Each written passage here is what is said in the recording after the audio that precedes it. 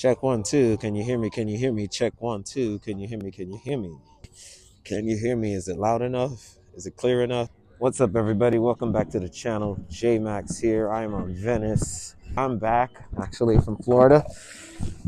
I was there for the Christmas holidays. I came back for New Year's and, to get these shows going, to get the year started right. And lo and behold, a week within coming here, all of a sudden, there's fires, air quality warning, and like there's ash in the air. It's like, what is happening here? Let me get in my car and I can continue on what I've been saying. Oh man. All right. Okay. All right. So. Oh, first of all, let me start by taking this stuff off of my eyes. Going out there, there's a lot of ash still in the air. The air quality is not really that good. You don't want stuff falling in your eyes. So I kind of had everything out covered to make sure that that wasn't happening. I'm not really qualified to, I guess, talk about this. I don't know the ins and outs of the whole situation. I just know that the Palisades on fire, Hollywood Hills on fire, Altadena, Pasadena on fire, and it's just been like, how does this happen? I couldn't tell you. Some are saying, conspiracy theory, might be some arsonists out there setting these places on fire. But then again, these are really, it hasn't rained here in a while, and it's really dry areas. And I've been here 20 years, living here 20 years, and this has happened before, not to the extent. This is like the worst it's ever been. This is the worst it's ever been. But yeah, like those areas are known for fires and mudslides, and 20 years I've lived here, there's been quite a few of them every year or so, or every other year, or like when the rainfall is really heavy, and it's just really hard to address this properly because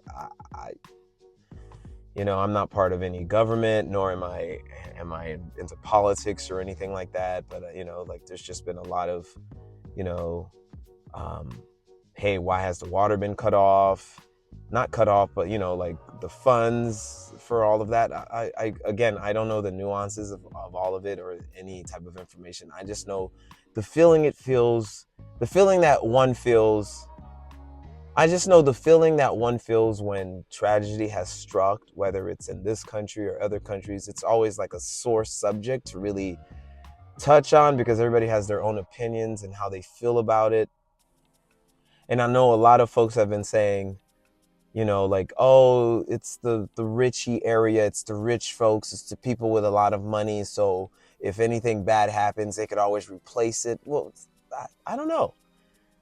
How do you replace the feeling and the memories that you have and how a place makes you feel?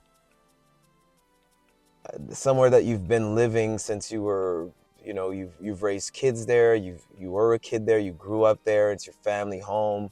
It has a lot of sentimental value to you that it's not really replaceable. And I understand, they probably have other homes, other places, but it's just when you call somewhere home, regardless of how much the place costs or how, if it's replaceable, it was your home. It was something that you called home. It gave you a certain feeling, and regardless of how much it costs or how little it cost, it was still your home. You considered it your home, so it means something more to you than just the actual cost and the value of the place. I don't know, like watching the videos on Instagram and on YouTube and the news and seeing all these houses that that have burnt down to the ground. Not even houses, just whole communities, like shopping malls, banks, supermarkets, schools, whole neighborhoods, communities, like miles and miles and miles of communities just burnt down to the ground. you know? I mean, thank God for the houses that did survive, that did make it. But now, the community around them is just non-existent. And, like, it, I mean, I'm not in those areas, so none of that has actually, you know, affected me in the sense of me losing a home or belongings, or I don't know. I do not know how to really talk about this. I know I'm sitting here, I'm talking about it, yes, but I just felt like, I've I felt like if I didn't address it, and I just made a video kind of glossing over it, and oh, here I'm back in California, back in Venice. It's just like, I don't know. How does one move about their day without thinking of others that are now suffering? The fact that they have lost everything, and it's not just rich people in that area. And even if it's rich people, these are hardworking people that have gotten to a status to where they can afford to live in those places. They can afford nice cars, and to live in a community where everybody else that has worked hard has gotten themselves to be in a place like that. And I'm not saying, oh my God, let's feel sorry for the rich and wealthy and famous. I'm just saying, like, they are humans too. They have lost a lot of things that means something to them, is missing. I feel like for the folks that have lost their homes, yes, you've lost something that you've built this long for yourself. Your community's missing, but what was inside that house, whatever was up there, I know that it's gone, and that's what probably matters the most. The photos, like maybe the computers, the hard drives were probably in there. Your kids' clothing when they were kids and now they're adults. Little things here and there. I don't know, things that matter. Grandmother's pictures, people that are no longer here, that you only have physical photos of, and they're not somewhere in some cloud. I know all of that stuff matters.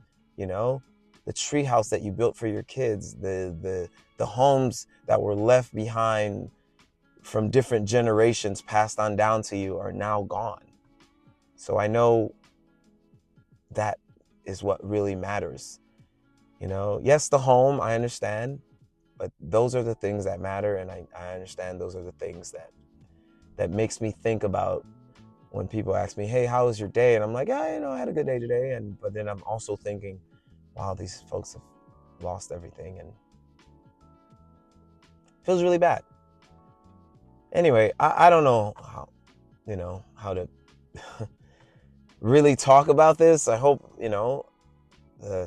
just trying to just convey the feeling that I have, because of all of this that just happened. So again, yeah. So there are a lot of GoFundMes out there for folks that have lost their homes. There are people that need it, that are not the rich and wealthy, but they've worked hard enough to get themselves to a place where they can afford to live and afford those homes. But now that they're gone, and there's a lot of people that need help.